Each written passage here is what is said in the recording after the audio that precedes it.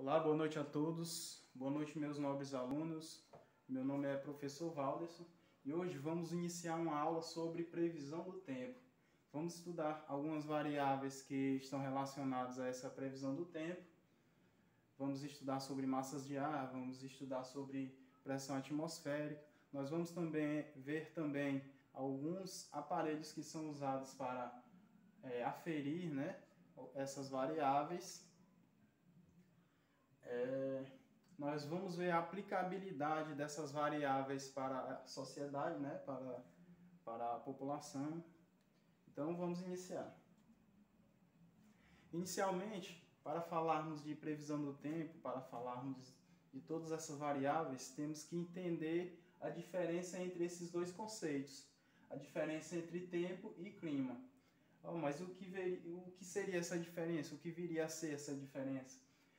Essa diferença nós vamos ter o seguinte: o tempo ele vai corresponder ao estado atmosférico em um determinado local, de forma momentânea. Atentem para esse momentâneo. Já o clima ele vai corresponder a uma análise durante um longo período de tempo, um conjunto ou sucessão dos tipos de tempo. Então, o tempo ele vai estar diretamente relacionado a algo mais momentâneo. Já o clima, ele vai estar relacionado a algo mais duradouro, algo que perdura por mais tempo.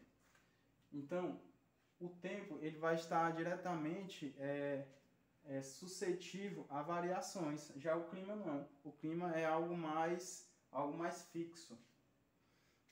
Então, por exemplo, como podemos exemplificar a questão do tempo? Vamos ter o seguinte: em Teresina está frio hoje. Aí já quando falamos de clima, o Nordeste é uma região do país que é muito quente. Então, aquilo que é momentâneo, por exemplo, um período chuvoso na nossa cidade, Teresina, no nosso Nordeste, um período chuvoso é algo momentâneo. Já o fato de ser uma região do país que é muito quente, uma região que é quente, é algo mais duradouro. Então, o algo mais duradouro vai ser o clima e o mais momentâneo será o tempo. Professor, mas quando eu vejo aquela previsão que dá no jornal, aquilo ali é tempo ou é clima? Pessoal, se vocês observarem o título daquela parte do jornal, daquela matéria, nós vamos ter o seguinte: previsão do tempo. Exatamente porque a previsão que é feita ali é algo mais momentâneo. Ela vai prever se em alguma região do país vai ter chuva ou se vai ser mais quente, se vai ser um clima mais seco. Então é algo mais momentâneo. Então nós vamos estar falando de tempo. Os boletins meteorológicos fornecem a previsão do tempo e não do clima. Então, para que haja essa previsão, outras variáveis, algumas variáveis são necessárias. Uma dessas variáveis, por exemplo, é o estudo da dinâmica de massas de ar. Professor, mas o que seria realmente massas de ar? O que é massas de ar? Trabalhando esse conceito, nós vamos ter o seguinte: massas de ar são grandes volumes ou porções de ar formados em certa região.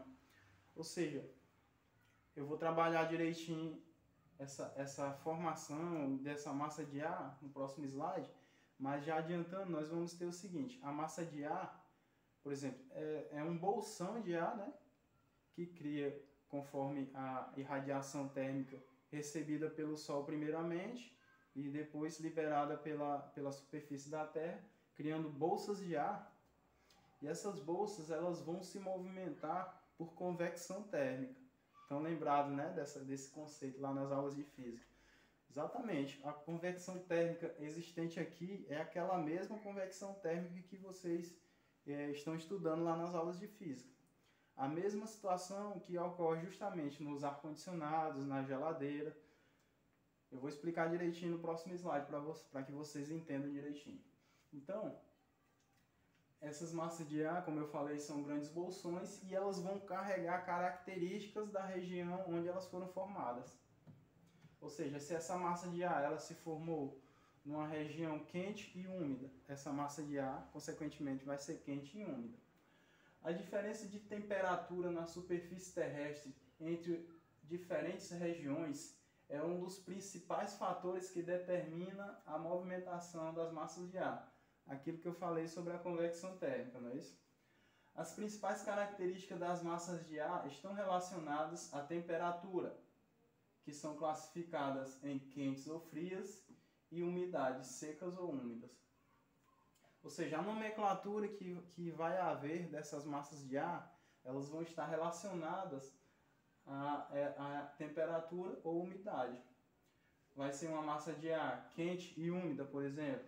Vai ser uma massa de ar fria e seca, por exemplo. Um exemplo disso nós vamos ter aqui. Imaginemos que aqui seja a linha do Equador, esse limitezinho aqui da imagem. E aqui nós vamos ter as massas de ar que surgem aqui próximo à linha do Equador e dentro do continente.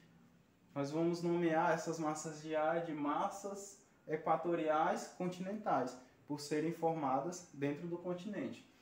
Já essas massas de ar que são formadas nessa região do Equador, mas que estão fora do continente, são formadas na região do oceano, né? No caso aqui, o Oceano Atlântico, vão ser as massas equatoriais, né? Relacionadas à linha do Equador, Atlântica. Atlântica por elas se formarem no Oceano Atlântico. Já as massas de ar que são formadas próximo aos trópicos vão ser as massas de ar tropical continental, e as que são formadas próximo aos trópicos, já no oceano, vão ser as massas de ar tropicais atlânticas. E as massas de ar que são formadas nas regiões polares vão se chamar massas de ar polar atlântica, nessa região polar aqui. Essa aqui é uma exemplificação do nosso país. Aqui, se vocês perceberem, é o nosso país. Passando aqui para exemplificar melhor para vocês como há o surgimento dessas massas de ar, né? Eu trouxe essa pequena imagem. Nessa imagem nós vamos ter o seguinte, né? Temos o Sol aqui. O nosso ar ele não é aquecido diretamente pela radiação solar, pela energia que o Sol libera. O Sol ele libera energia, essa energia é absorvida pela superfície terrestre. Aí sim, essa energia é liberada pouco a pouco, assim que vão ser formadas as massas de ar. Imaginemos o seguinte, o Sol, né, fazendo o seu trabalho lá, mandou energia, essa energia é absorvida pela superfície da Terra. A partir daqui, quando essa energia é liberada, ela tende a aquecer o ar que está aqui próximo. Esse ar aquecido, ele tende a ser menos denso do que o ar atmosférico, criando assim bolsões de ar que tendem a subir. Por serem mais densos, tendem a subir. Lembrem do princípio de funcionamento daqueles balões, né? Balões de ar. Tem um mecanismo ali que você aciona, ele aquece o ar, fazendo com que ele suba. Da mesma forma acontece aqui. O ar aquecido, ele tende a subir por ser menos denso. Mas, porém, ele não vai ficar aquecido a vida toda, não é isso? Ele vai perdendo energia conforme ele vai subindo. Conforme ele vai perdendo energia, né, energia térmica, ele tende a ficar mais denso, porque o ar frio ele é mais denso do que o ar quente. Ele tende a ficar mais denso. Ele perdendo energia, e o que vai acontecer? Ele se tornando mais denso, ele tende a descer, formando assim esse movimento de convecção térmica. Ah, professor, por que você traçou essa linha aí no meio dessas setas? Eu tracei para explicar justamente uma coisa para vocês. Essa região aqui, onde se formam as bolsas de ar, né? As bolsas de ar quente, e ela tende a subir, observe que ela vai estar indo de contra o movimento da gravidade, certo? Ela indo contra o movimento da gravidade, vai acontecer o seguinte, ela vai formar aqui uma zona de baixa pressão.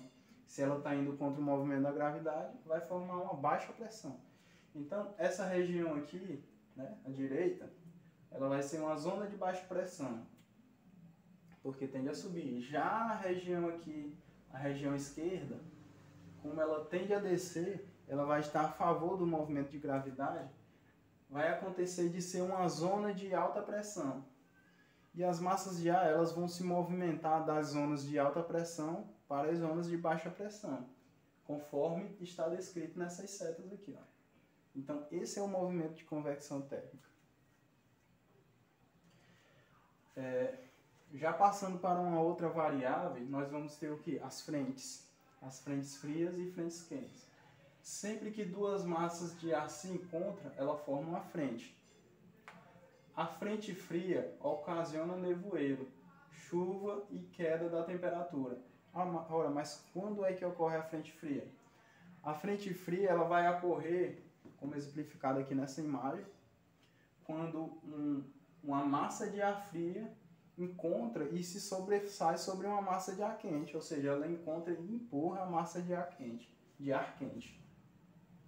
Já a frente quente, ela vai acontecer justamente o contrário, quando o ar quente encontra e se sobressai sobre a massa de ar frio, empurrando essa massa de ar frio. A frente quente, ela geralmente vai provocar o aumento da temperatura.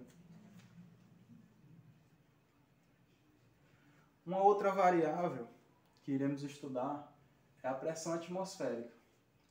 Mas o que seria essa pressão atmosférica?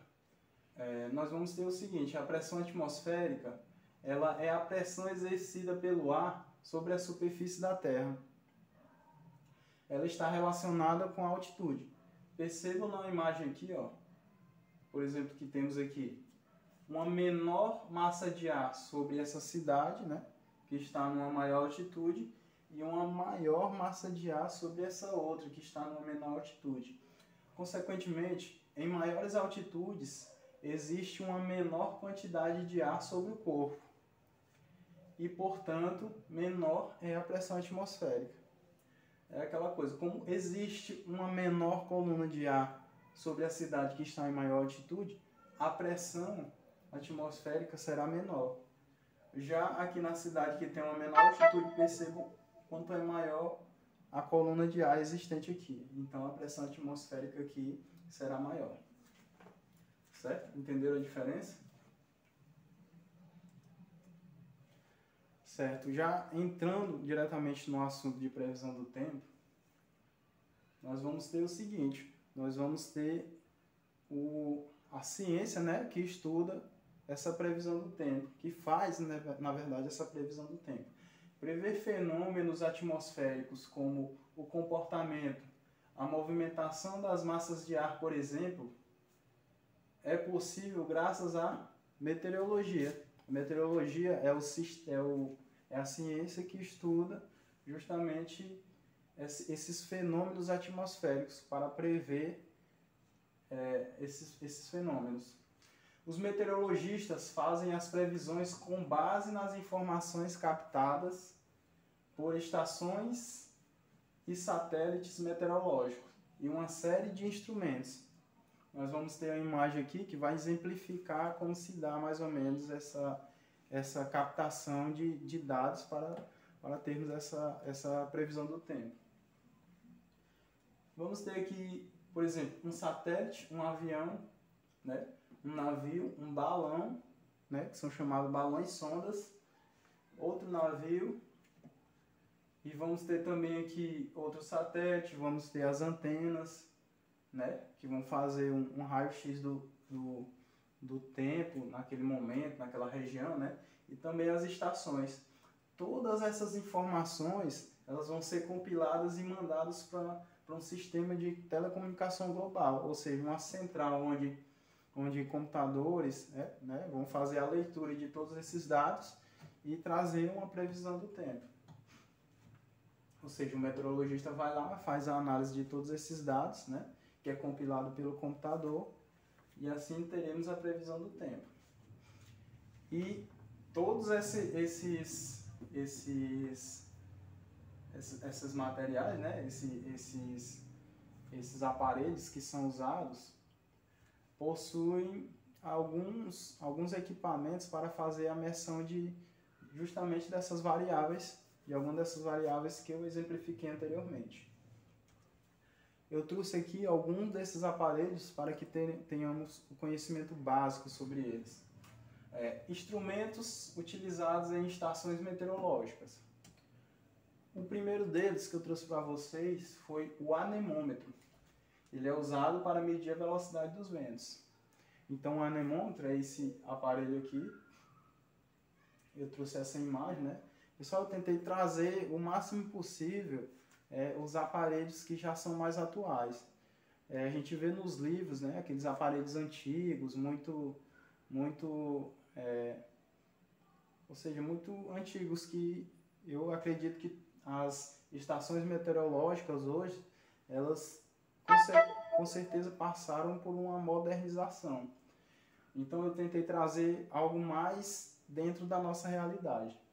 Então eu trouxe aqui o anemômetro, um aparelho que é usado para medir a velocidade, a biruta, que indica a direção dos ventos. Então, um mede a velocidade e o outro vai indicar a direção, simples.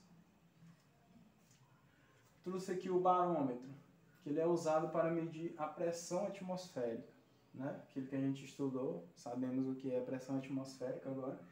E outros também o pluviômetro, que ele vai ser usado para medir a quantidade de chuva numa região durante um período. Ou seja, ele vai ter essa espécie de cuba, né?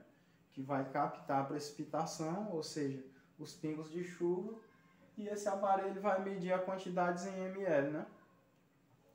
Quantidades em ml de chuva que houve naquela região. Um outro instrumento, que é um instrumento duplo, né? que vai possuir o higrômetro e o termômetro, todos juntos. O higrômetro ele vai ser usado para medir a umidade do ar. Já o termômetro é usado para medir a temperatura do ar. Então, todas essas informações que esses aparelhos vão captar, elas vão ser compiladas para termos uma noção do que vai acontecer, ou seja, uma previsão do tempo. Ah, professor, mas o senhor explicou variáveis, mostrou aparelhos, mas de que isso vai influir na minha vida? O que isso acrescenta ou não acrescenta na minha vida? Vamos lá. A previsão do tempo e a atividade humana. Praticamente todas as nossas atividades dependem das condições climáticas, desde o dia a dia do cidadão comum até as mais importantes atividades econômicas, como, por exemplo, a agricultura, os transportes e o turismo. Além disso, os registros guardados podem ser utilizados no estudo das variações climáticas. Como eu falei para vocês, o clima, né? O clima ele está relacionado com algo mais duradouro. Então, é colhido várias informações durante longos períodos de tempo, né? Vários tempos juntos, se juntam e formam o clima, né? Todas essas informações são compiladas. Então, atividades como, por exemplo, agricultura, turismo, viagens, por exemplo, se você vai fazer uma viagem, é recomendável que você olhe as condições do tempo, né? Para que você não seja surpreendido por uma chuva ou uma tempestade durante o caminho. Outras coisas, por exemplo, como previsão de catástrofes, também utiliza-se da previsão do tempo. Então, pessoal, depois de ter trazido todas essas informações, com certeza vocês não poderiam sair daqui sem nada, né? Sem uma atividade. Então, eu propus uma atividade para vocês que é bem interessante. Essa atividade é um estudo de caso. É simples, todos vocês vão conseguir fazer. Esse estudo de caso vai consistir no seguinte. Eu quero que vocês na próxima aula tragam para mim escrito, né? Observem as previsões do tempo de jornais, revistas ou internet. Pode ser um ou outro, ou todos juntos. Vocês que vão escolher, né? Identifique e anote alguma das variáveis apresentadas na aula. Então, eu quero que vocês olhem na internet ou veja um jornal, ou leia um jornal, né? Quem lê o jornal aí, ou quem gosta de revista também, pode ser. Então eu quero que vocês tragam algumas dessas variáveis. Como assim, professor? Eu quero que vocês vejam se há ações de frentes frias ou quentes, a questão de massas de ar, pressão atmosférica. Eu quero que você traga alguma dessas variáveis para mim. A ação destas na previsão do tempo. Uma outra coisa também, eu quero que você indique alguma contribuição da meteorologia no seu cotidiano. Por exemplo, se você vai sair da sua casa para a escola, né? Eu quero que você veja, né, se a previsão do tempo vai contribuir para essa sua vinda. Ou outra, vocês que vão escolher, vocês que vão escolher alguma dessas contribuições. Então, pessoal, para a nossa aula de hoje é isso. Obrigado a todos por assistirem, né? Nos vemos na próxima aula.